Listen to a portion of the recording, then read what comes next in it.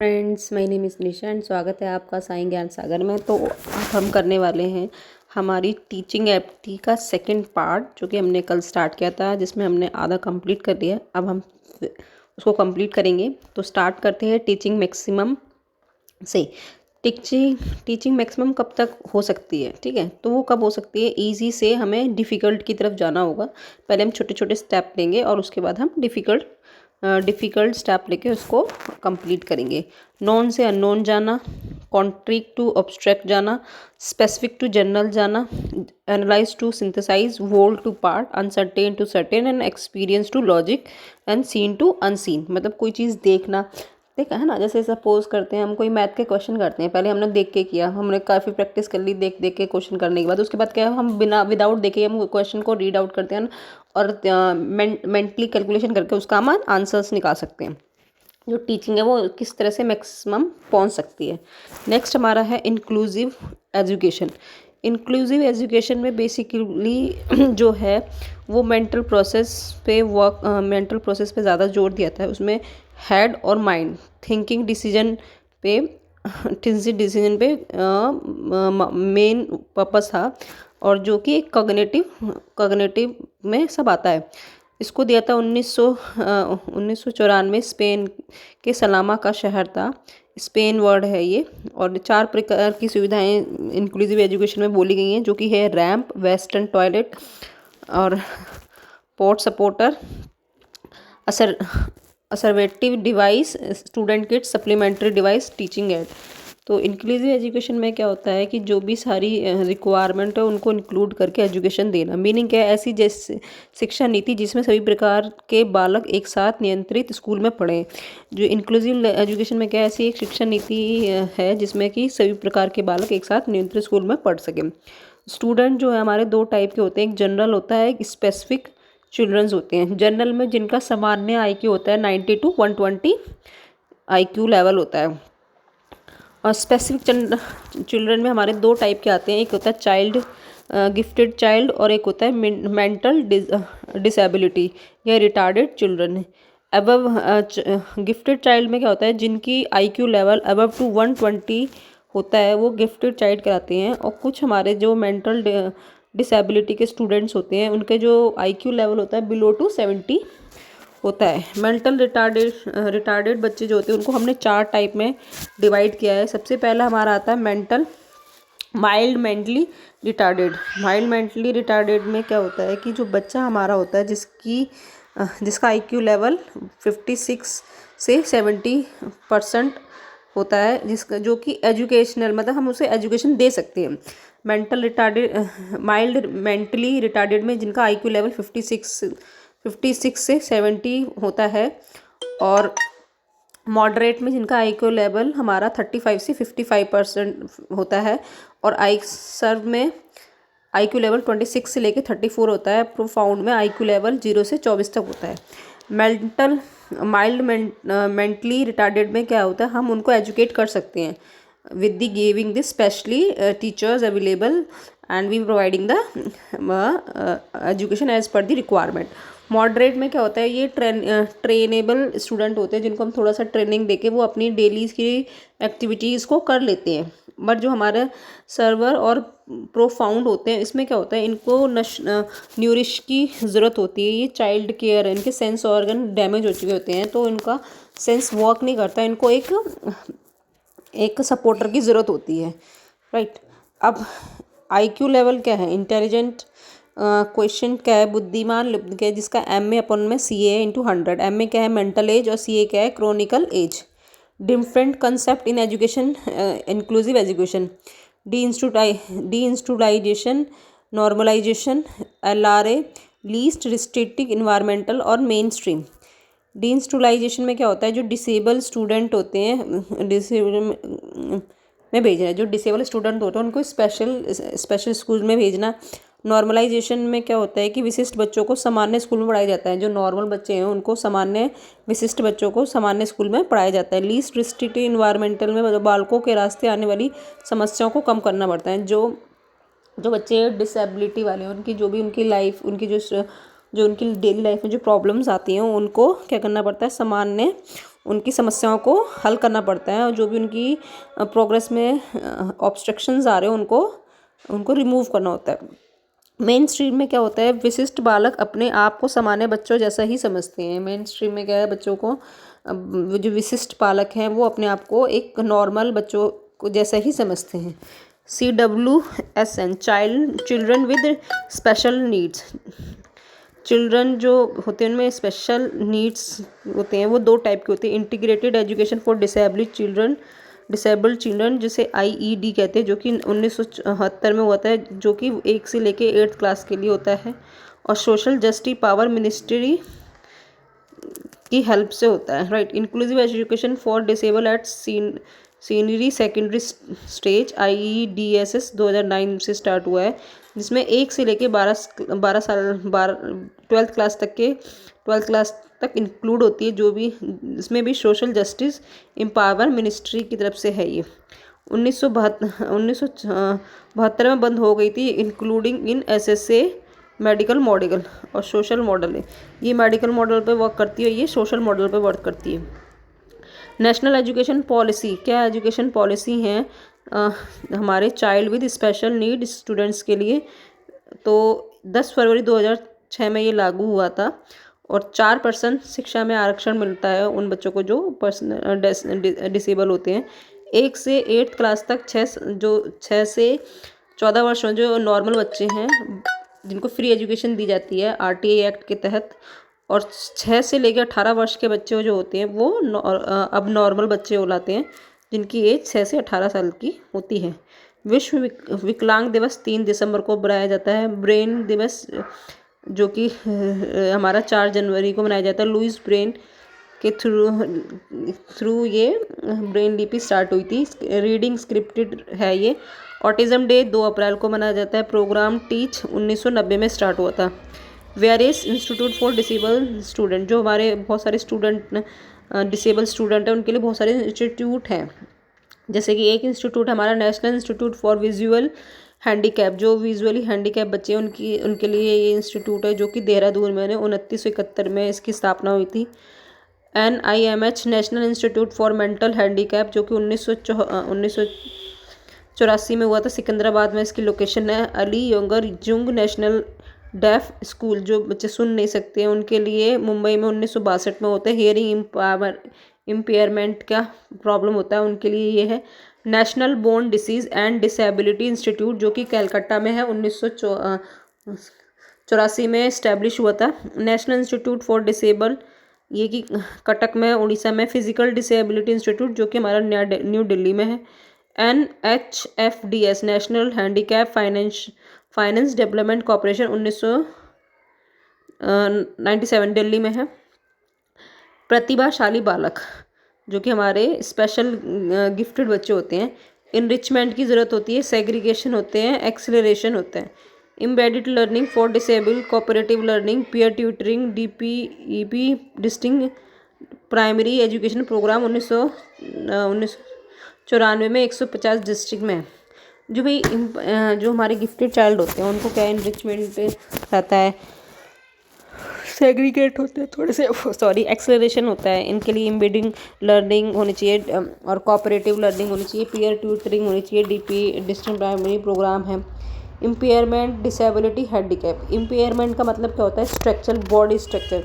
Impairment में जो भी किसी बच्चे का बॉडी स्ट्रक्चर में कोई प्रॉब्लम हो, मतलब जिसका बॉडी थोड़ा सा डिफेक्टेड हो, जैसे कि कोई अगर किसी बच्चे की फिंगर स्मॉल है, किसी की बॉडी में, किसी बच्चे की बॉडी में फिंगर कम है या फिंगर नहीं है, तो उसको इसको ज़्यादा प्रॉब्लम नहीं है, बट वो क्या है, उसकी बॉडी स्ट्रक्चर प्रॉपर नहीं है, तो ये इम्पेयरमेंट होती है।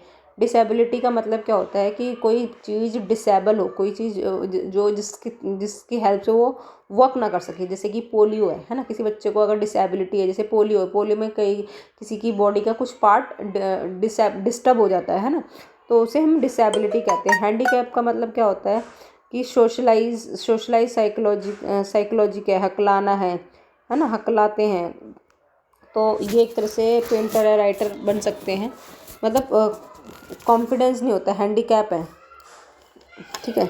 लर्निंग डिसेबिलिटी क्या होती है, जो लर्निंग में प्रॉब्लम आ रही है ना, उनके लिए, जैसे डिसलेक्सिया डिसलेक्सिया पाठन विकार, reading disability order, neurological disorder, specific disability है। डिसग्राफिया में क्या होता है भाई, राइटिंग से डिसग्राफ, ग्राफ का मतलब क्या है, हम कुछ ग्राफ बना रहे हैं, मतलब राइटिंग से रिलेटेड है, ठीक है। बट ये क्या होता है कि हम आफ्टर बर्थ हम इसको लेखन विकार प्रैक्टिस से सुधार सकते हैं। डिस्कोलिया मतलब मैथमेटिक्स से, कैलकुलेशन से रिलेटेड है। ADHD attention deficient hyper activity disorder, lack of concentration, इसका भी सुधार हो सकता है। स्टॉप थिंकिंग और एक्शन। डिस्थेमिया मूड डिसऑर्डर पे होता है। डिस्फेसिया अफेक्सिया लैंग्वेज डिसऑर्डर होता है, जिसको लैंग्वेज में प्रॉब्लम होती है। डिसमेमोरिग्राफिया मेमोरी लॉस प्रॉब्लम होती है।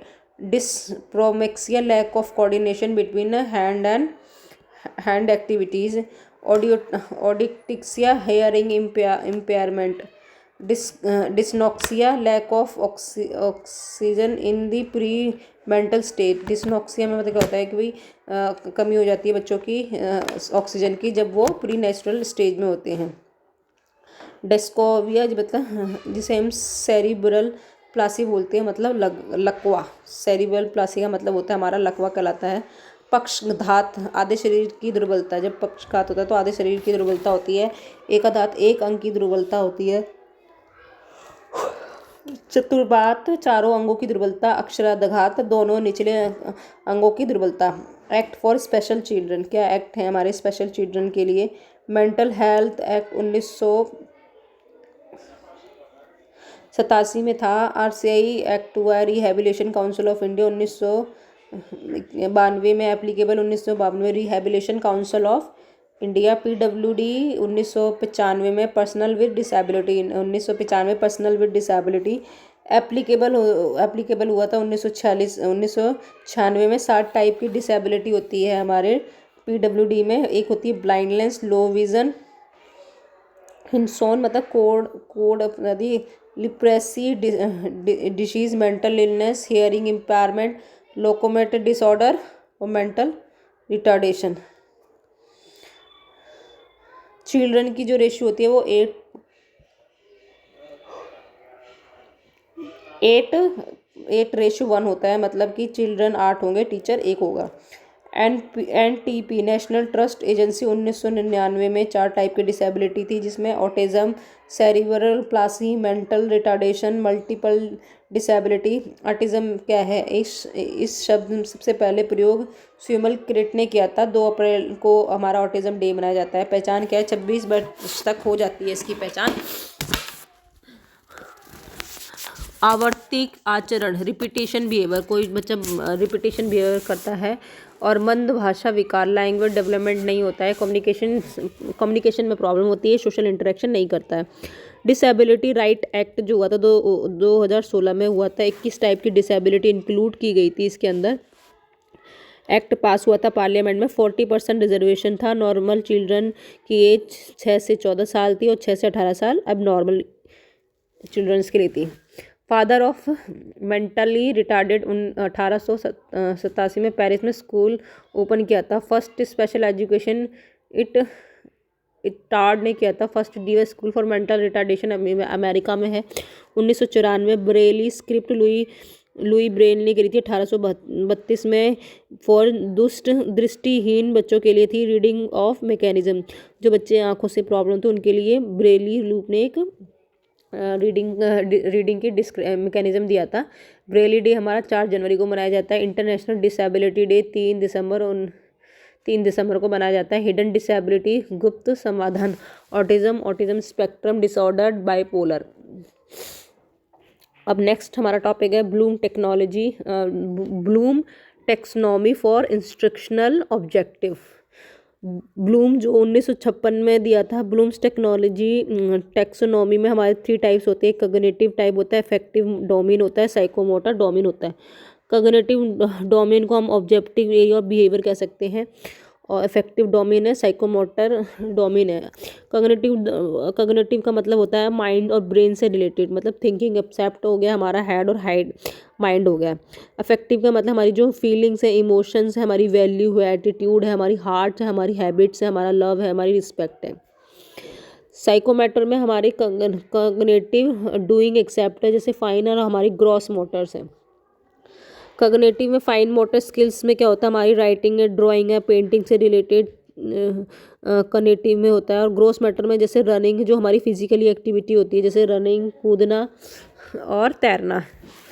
कॉग्निटिव ऑब्जेक्ट, कॉग्निटिव ऑब्जेक्ट में हमारा सबसे पहले पॉइंट आता है नॉलेज। नॉलेज का मतलब क्या है, knowledge, understanding, applicable, application, analyse, synthesise and evolution. Knowledge में क्या होता है, रिमेम्बरिंग, कोई भी चीज़ हमने जैसे नॉलेज में हम कोई चीज़ डिफाइन करते हैं, डेफिनेशन देते हैं, आइडेंटिफाई करते हैं, मेमोराइज करते हैं, मैच, रिकॉग्नाइज, रिकॉल। अंडरस्टैंड में कोई अंडरस्टैंड हो गया कोई चीज़ हमें, तो उसको क्या है, हम मीनिंग बता पा रहे हैं, ट्रांसलेट कर पा रहे हैं, एग्जाम्पल दे पा रहे हैं, ट्रांसलेट कर रहे हैं, डिस्क्राइब करते हैं, डिस्कंफ्यूज कर रहे हैं, क्लासीफाई कर रहे हैं, इलस्ट्रेट कर रहे हैं या कॉम्प्रहेंशन दे रहे हैं। ये सारे वर्ड्स हमारे अंडरस्टैंडिंग में आते हैं। एप्लीकेबल मतलब कोई चीज़ अप्लाई करना, डीमोनेस्ट्रेट होना है, प्रॉब्लम जब कोई हम अप्लाई करेंगे तो ऑब्वियसली कोई प्रॉब्लम सॉल्व हो रही है, चेंज हो रहा है, डिस्कवर में रिसर्च कर रहे हैं, यूज़ किया जा रहा है, अप्लाई जो की है, एप्लीकेशन मतलब एक तरह से यूज़ करना। एप्लीकेबल इन प्रॉब्लम, सॉल्व करना, कंप्यूट मतलब हल करना। एनालाइज में क्या है, डिफ्रेंशिएट कर रहे हैं, एनालाइज कर रहे हैं, हम कंपेयर कर रहे हैं चीज़ों को या एसोसिएट कर रहे हैं, ये सारे पॉइंट्स हमारे एनालाइज में आते हैं। सिंथेसाइज में हमने कोई चीज़ इंटीग्रेट की है, कंक्लूजन किया है, समराइज किया है, प्रिस्क्राइब किया है, तर्क दिया है,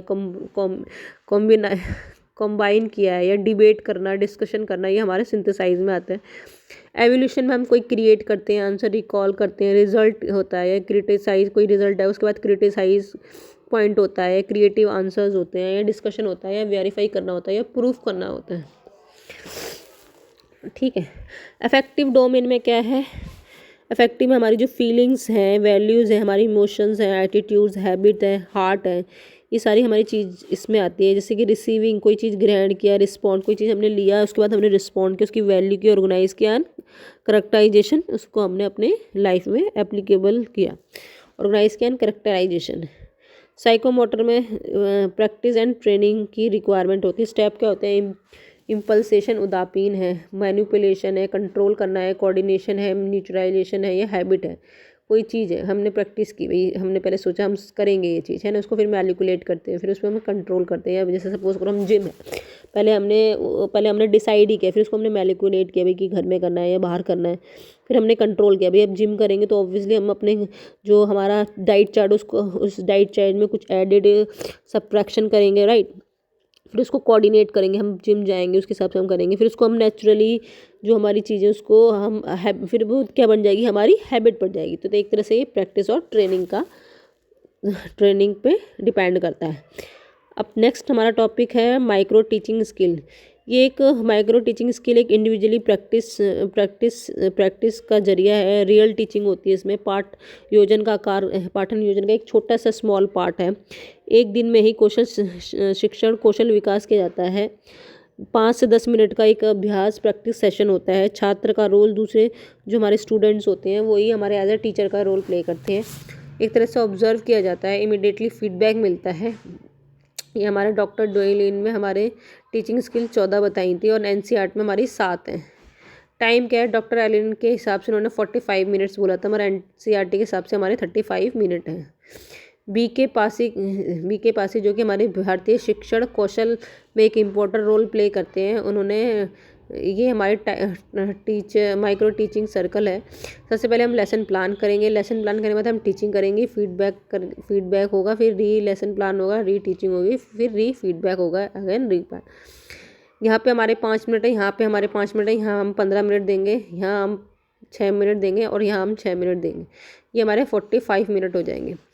बट हम उसके हिसाब से देखते हैं एनसीईआरटी के हिसाब से, तो टीचिंग में हमारे 5 मिनट, लेसन प्लानिंग में हमारे 5 मिनट लग रहे हैं और फिर हमारा 10 मिनट हमारे फीडबैक में, फिर री प्लान करने में हमें 15 मिनट करें, लेसन में 15 मिनट लगेंगे, फिर हमें री टीचिंग में हमें फिर 5 मिनट चाहिए और री फीडबैक में हमें फिर 5 मिनट चाहिए, जो कि हमारे 36 मिनट कंप्लीट करते हैं।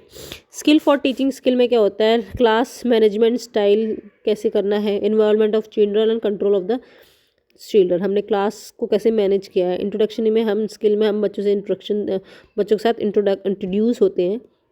स्टिमुलस वेरिएशंस हैं, कम्युनिकेशन स्किल करते हैं, एक्सप्लोनरिटी स्किल्स होती है, इंट्रोडक्शन स्किल होती है, ब्लैक बोर्ड स्किल होती है जिसमें हम क्लियरिटी और लाइबिलिटी रखते हैं, टीचिंग एड्स हैं जो कि हम यूज़ करते हैं, स्किल ऑफ प्रोबिंग क्वेश्चंस होते हैं, skill of open and questions होते हैं, क्रिएटिव क्वेश्चंस होते हैं, डाइवर्जेंट थिंकिंग होती है, skill of higher order thinking questions होते हैं, एवोल्यूशन स्किल होती है, यूज़ ऑफ एग्जाम्पल होते हैं, स्किल ऑफ साइलेंस और नॉन वर्बल क्लूज होते हैं। नेक्स्ट हमारा टॉपिक है RTI एक्ट 2009। RTI जो एक्ट है इनेक्टेड बाय पार्लियामेंट, जो इनेक्ट हुआ था पार्लियामेंट में 4 अगस्त 2009 में हुआ था। RTI एक्ट 2009 में राष्ट्रपति द्वारा साइन किया गया था कि जो कि 26 अगस्त 2009 में था। RTI एक्ट 2009 इम्प्लीमेंटेड हुआ था 1 अप्रैल 2010 में।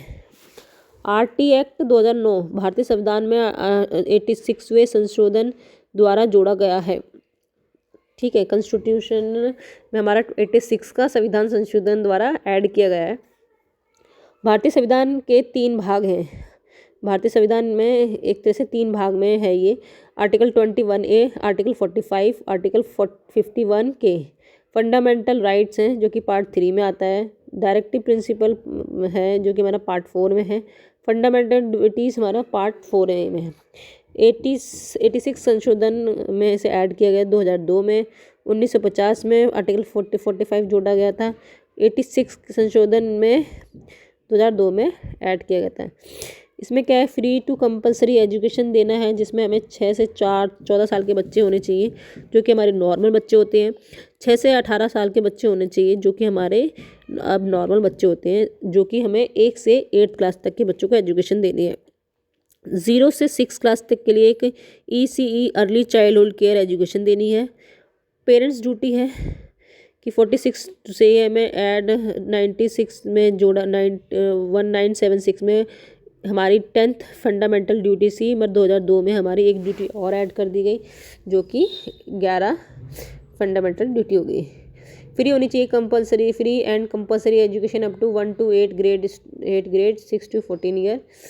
EVS या disadvantage student, economical weak section, private school में 25% का आरक्षण मिलेगा। नो डोनेशन नो कोनेशन, मतलब कोई डोनेशन नहीं देना है। अगर कोई डोनेशन देता है तो 10 गुना उसे जुर्माना सरकार को देना पड़ेगा। फ़ीस चार्ज की गई तो पहली बार में 25,000 का जुर्माना, उसके बाद 50,000 में। अगर कोई फ़ीस चार्ज करता है तो पहली बार 25,000, दूसरी बार 50,000 का उसको भुगतान देना होगा। कोई भी बच्चा फेल नहीं किया जाएगा, ना ही उसे स्कूल से निकाला जाएगा जब एलिमेंट्री पूरा ना हो जाए। मतलब एलिमेंट्री एजुकेशन तक कोई बच्चा फेल नहीं होगा और ना ही उसे स्कूल से निकाला जाएगा।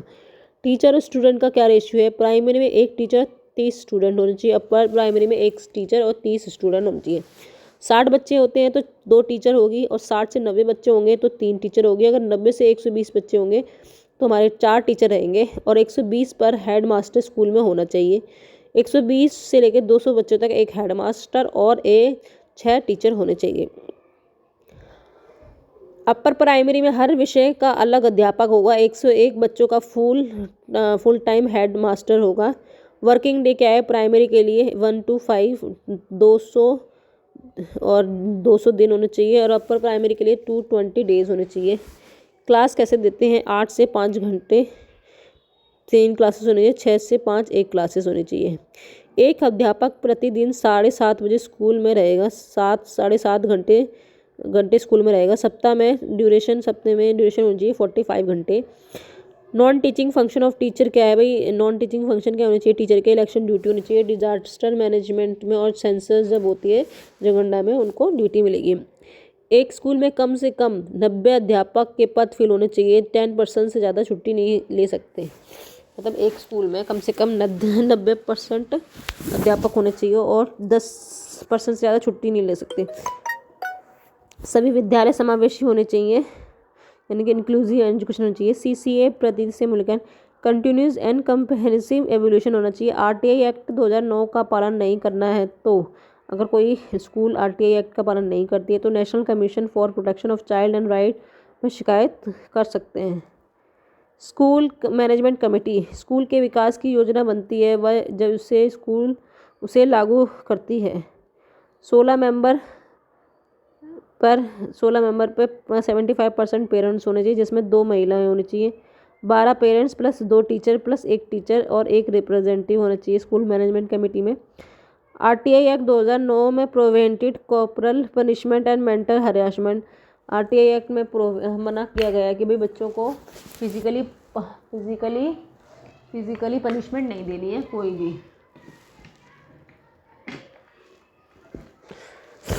नेक्स्ट हमारा है करिकुलम। हाँ, डॉक्यूमेंट्स, ठीक है। शारीरिक दंड और मानसिक क्षति पर रोक है। डॉक्यूमेंट्स का एज डॉक्यूमेंट्स होना चाहिए, आंगनवाड़ी में रजिस्टर होना चाहिए, हॉस्पिटल रजिस्ट्रेशन होना चाहिए और पेरेंट्स द्वारा एफिडेविट होना चाहिए। नेक्स्ट टॉपिक है हमारा curriculum.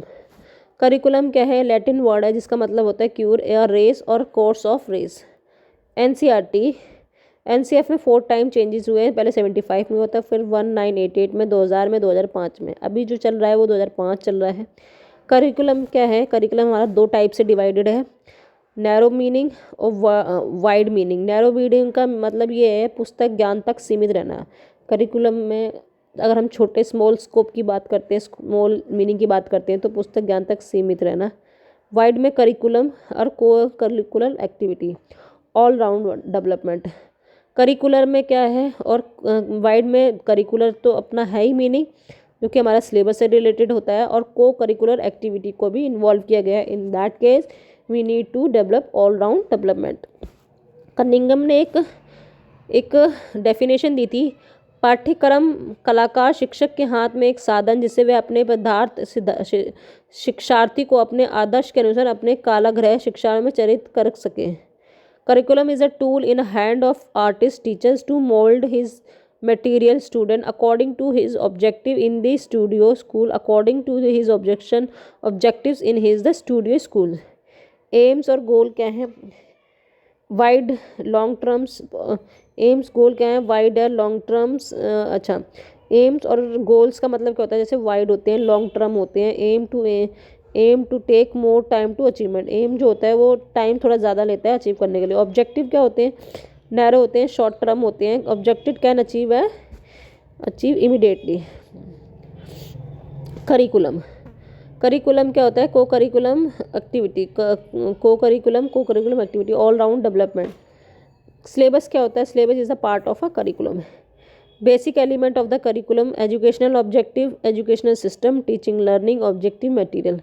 Step of curriculum development, determination of the need. क्या डिटर्मिनेशन का हमें डिटरमाइन करना है, क्या नीड है। डिटर्मिनेट ऑब्जेक्ट क्या है? सिलेक्शन करना है हमें लर्निंग एक्सपीरियंस का। Selection of learning experience, selection of content, organise और integrate the learning experience and curriculum और एवोल्यूशन। टाइप ऑफ करिकुलम जो है, सब्जेक्ट सेंटर करिकुलम होता है, टीचर सेंटर करिकुलम होता है, चाइल्ड सेंटर करिकुलम होता है, activity centre, experience centre, project based curriculum, concept given by the joint V, activity programme 1900, integrate curriculum, breaking barrier of all the subjected curriculum, cross of subjected को related curriculum, it provide the connection. Core curriculum और basic curriculum. 7th हमारा hidden, implicit, unseen curriculum, unwritten curriculum.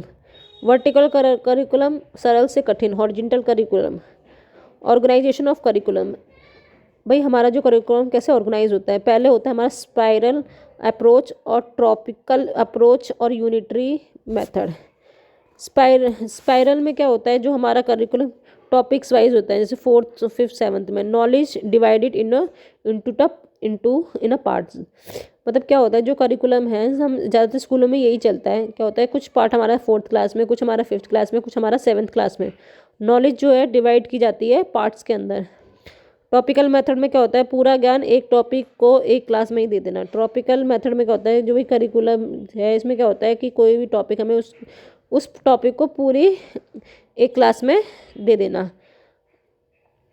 Unitary method, Morrison, totality, through the unit जैसे mensuration. Morrison होता है based on गैल्स्टोन। Need क्या है? शिक्षक के उद्देश्यों में प्रगति करना, व्यवसायीकरण करना, क्या और कितना ज्ञान देना है, समय की बचत करना, पाठ्य पुस्तक का निर्माण करना, चरित्र व व्यक्तित्व का विकास करना। Importance of the principle. Principle of child centre, principle of unity, principle of creativity, principle of variety and principle of flexibility. Next topic हमारा एवोल्यूशन। एवोल्यूशन में क्या होता है? Measurement, assessment and evolution. Measurement क्या है? क्वांटिटी प्रोसेस होता है, मात्रात्मक है। बच्चों की परफॉर्मेंस को अंकों में निर्धारित करना। असेसमेंट क्या है? बच्चों के हर पक्ष की जानकारी एकत्रित करना, परीक्षण या जांच सूची द्वारा बच्चों का माइक्रो मूल्यांकन करना।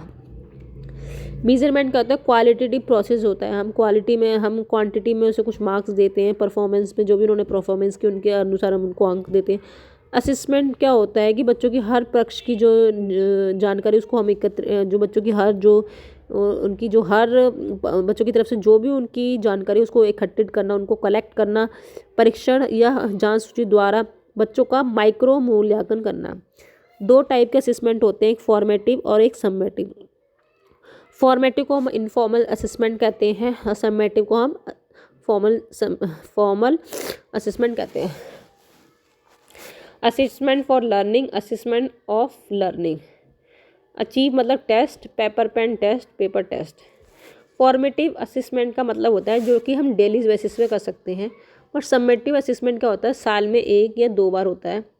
इसमें निदान व उपचार किया जाता है। अगर कोई बच्चे को इशू है तो उसमें निदान और उपचार किया जाता है। No diagnostic and remedy, diagnosis and remedy process done. Learning बढ़ती है through this process, learning measurement through this. मतलब इसमें क्या है? फॉर्मेटिव में क्या है? हमने कुछ बच्चों को कोई प्रॉब्लम देखी, हमने उसको सोल्यूशंस बताया, उसकी मिस्टेक ली और उसको रिजॉल्व करा। बट इसमें क्या होता है कि पूरे साल लर्निंग होती है, उसके बाद उसका मेजरमेंट, एक तरह से measurement achievement platform, achievement score card है।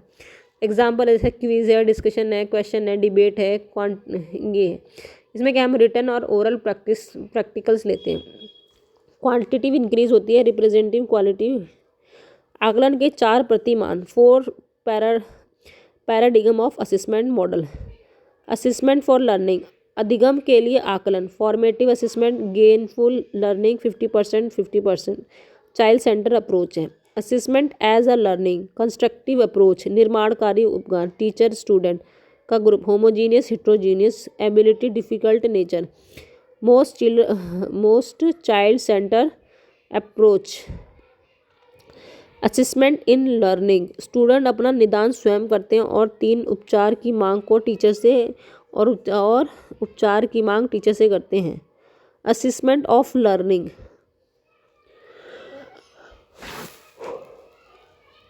सम्मेटिव असेसमेंट अचीवमेंट टेस्ट होता है, बच्चों का उपलब्धि को मापा जाता है। एवोल्यूशन, मूल्यांकन, मूल्य प्लस असेसमेंट, जजमेंट, रैंक को निर्धारित करना। CCE, continuous and compressive education, पूरे साल प्रतिदिन मूल्यांकन करना। स्कॉलिस्टिक एस्पेक्ट और को स्कॉलिस्टिक एस्पेक्ट, पढ़ाई लिखाई का मूल्यांकन करना। जो अदर एक्टिविटीज़ हैं जैसे डांस, सॉन्ग, पार्टिसिपेट कितना कर रहा है, अवार्ड क्या मिल रहे हैं उसे, इस तरह से आकलन करना।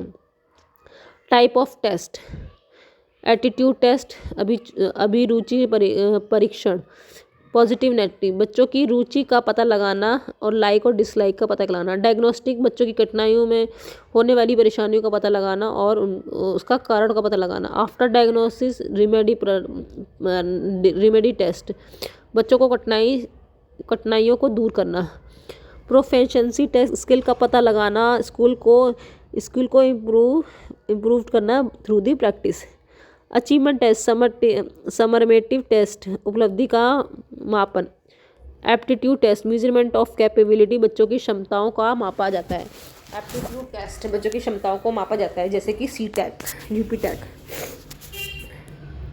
नेक्स्ट हमारा टॉपिक है गाइडेंस एंड काउंसलिंग। काउंसलिंग क्या होती है और गाइडेंस क्या होती है? काउंसलिंग क्या होती है भाई? इंट्रोवर्ट होती है, आंतरिक जो होता है, आंतरिक समस्याओं का समाधान किया जाता है। कॉन्फ्लिक्ट, जो भी इश्यूज आ रहे हैं, स्ट्रेस है, टेंशन है, ऑनेक्सिटी है, दृष्टि है, ये सब दूर होते हैं। गाइडेंस क्या, हम किसी को गाइड करते हैं, ठीक है, गाइडेंस कर दिया भाई इधर से इधर चले जाओ। एक्सटर्नल, हम एक्सटर्नल बाहरी रूप से उसे देते हैं। जैसे कोई, अब हम किसी को गाइड करेंगे भाई सब्जेक्ट, कोई किसी के कैरियर के बारे में या किसी को कोई कैरियर चूज़ करना है तो हम उसकी हेल्प करेंगे, गाइडेंस दे देंगे। बट काउंसलिंग में मतलब क्या है भाई, कोई इशू आ रही है एजुकेशन से, पढ़ना नहीं चाह रहा है तो क्यों नहीं पढ़ना चाह रही, उसकी पर्सनल प्रॉब्लम क्या है, डीप स्टेप लेते हैं, एनालाइज करते हैं, सिंथेसाइज करते हैं एंड उसको डायग्नोस करते हैं, फॉलो करते हैं। एक बार में गाइडेंस दी जाती है, मैं काउंसलिंग हमें 3-4 बार देनी पड़ती है। गाइडेंस हम एक बार में ही किसी को गाइड कर सकते हैं, बट जो काउंसलिंग होती है वो हमें 2-3 बार देनी पड़ती है। गाइडेंस पर्सनली हेल्प, गाइडेंस क्या है, एक पर्सनली हेल्प है that is a given by one person to another person in developing life goal, maintaining the adjustment and solving the problem that conflict with him in the attainment of the life. Characteristic क्या है, it is the process of help given by the someone, involvement of two people.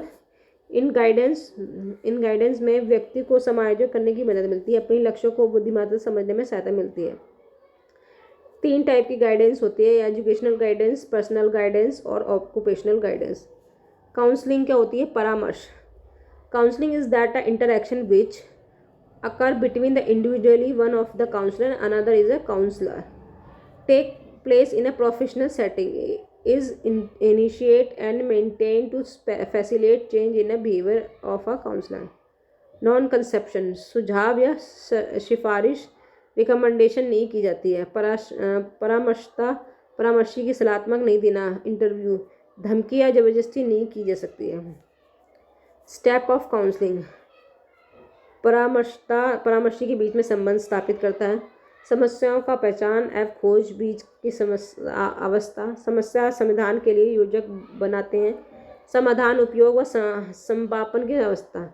Difference between the guidance and counselling, guidance and counselling, निर्देशन में मात्र सलाह दी जाती है, परामर्श में सलाह के साथ साथ व्यावहारिक रूप से मदद भी की जाती है।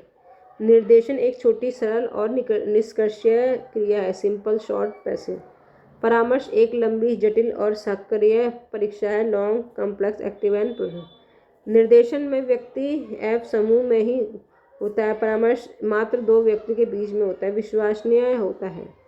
गाइडेंस के 3 टाइप होते हैं, व्यक्तित्व, educational, occupational. 3 type of counselling, directed, non directed, on elective.